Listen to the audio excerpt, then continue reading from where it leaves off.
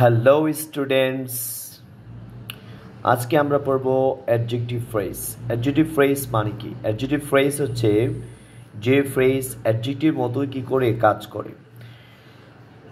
এটা একটা নোট মনে রাখতে পারো যে কোনো একটা নাউনের পরে যখন একাধিক ওয়ার্ড থাকবে, একাধিক ওয়ার্ড, ওই ওয়ার্ডটি অ্যাডজেক্টিভ ফ্রেজ হবে। যেমন the man in the room অপশনে যারা ভার্সিটি অ্যাডমিশন টেস্ট অথবা বিসিএস বা যে কোনো তোমরা প্রতিযোগিতামূলক পরীক্ষাতে অংশগ্রহণ করলে এই ধরনের কোয়েশ্চেনগুলো বেশি আসে।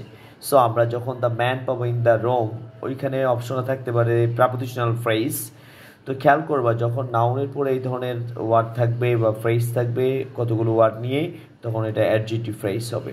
Same a man of letters, a ম্যানকে কী করেছে এখানে মডিফাই করেছে, তো এটাও কি অ্যাডজেক্টিভ ফ্রেজ।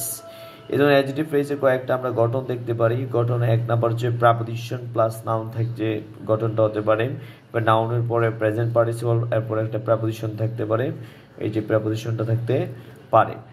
তারপর হচ্ছে নাউনের পর ইনফিনিটিভ থাকতে পারে, তারপর শেষে একটা প্রাপোজিশন থাকতে পারে, যেমন to house, to live in এরকম হতে পারে, অ্যাজ গুড এস এরকম হতেও পারে। এই চারটা গঠন অবশ্যই মনে রাখলে প্রাপোজিশন অ্যাডজেক্টিভ ফ্রেজ তেমন কঠিন মনে হবে না। সো আরও আমরা যদি দেখি আ ম্যান একটা noun, so without fear, birds flying in the sky, তো এগুলো হচ্ছে কি ফ্রেজ? Adjective phrase. কেন? বার্ডস হচ্ছে নাউন, ম্যানও নাউন।